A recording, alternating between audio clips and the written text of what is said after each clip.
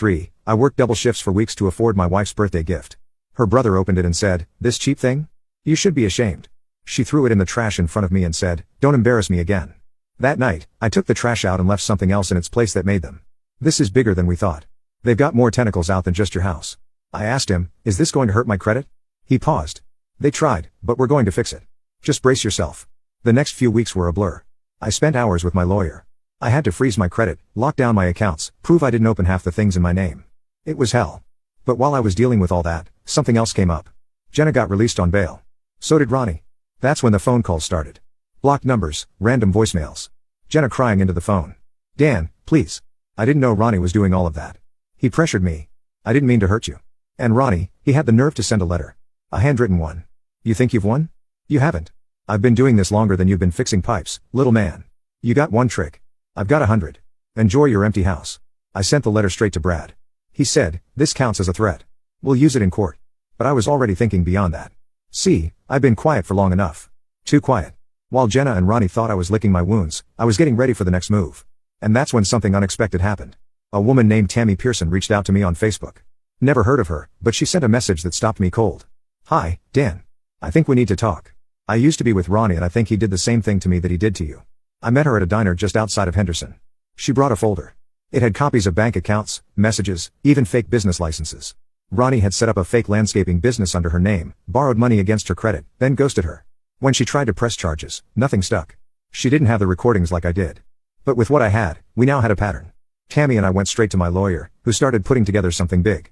A RICO case, racketeering, multiple frauds across state lines, same mo, same names. Brad was stunned.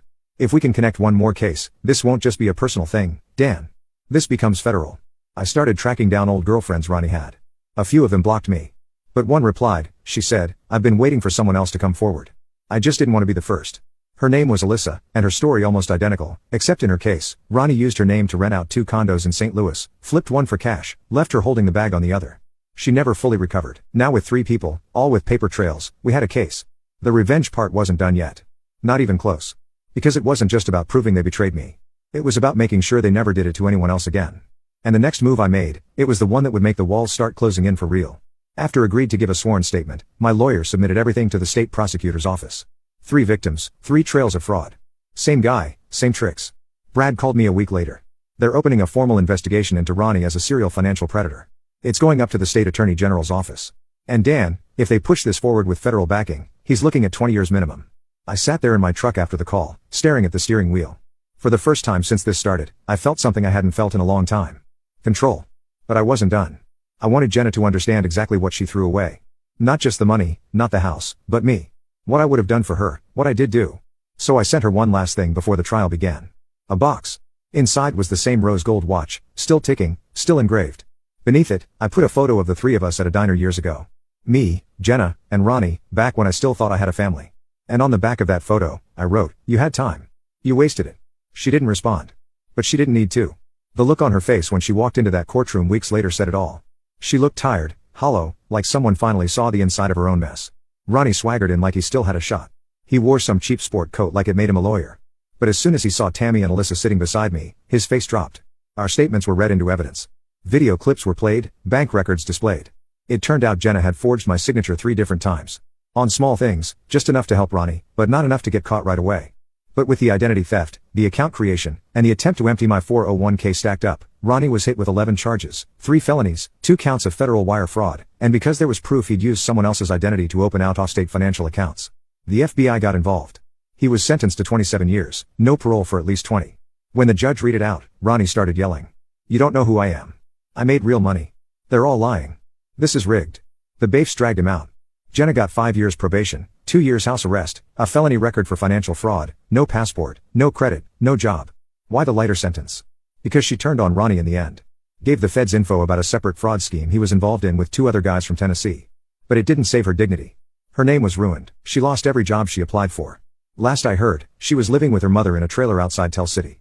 She tried contacting me once more, sent a letter saying she was lost and that she missed the life we used to have. She asked if I'd ever consider forgiving her. I didn't reply. She didn't get forgiveness. But she got time. Every hour alone, every job turned down, every awkward look at the grocery store. Meanwhile, I rebuilt my life. Slowly, I took a couple months off work. Got a cheap place out in Boonville. Quiet, peaceful, took up woodworking, something I'd always wanted to try. I even started dating again. Not serious, not yet. Just coffee and conversation, but it felt good to be seen again. The real closure came a few months after the trial.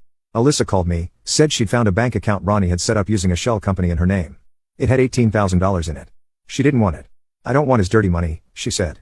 If there's any legal way, maybe we can split it between the three of us, the ones he used. We met with a lawyer. Turned out we could file a joint civil suit and claim the funds as compensation. We won. I used my share to buy a second-hand F-150. Nothing fancy, but it was mine. Paid in full. I still wear the same boots Ronnie made fun of. Still fix heating systems in crawl spaces and wipe my face with a greasy rag. But I walk lighter now because I know who I am. And more importantly, they do too. They thought I was the quiet one, the doormat, the fool in work boots. Turns out I was the one holding the receipts. And when the time came, I didn't scream. I didn't fight. I just let the truth do its job. And I buried them both. This is where our story comes to end. Dear listeners, please share your thoughts in the comments section below, and don't forget to like, share, and follow. Thanks to all for your support.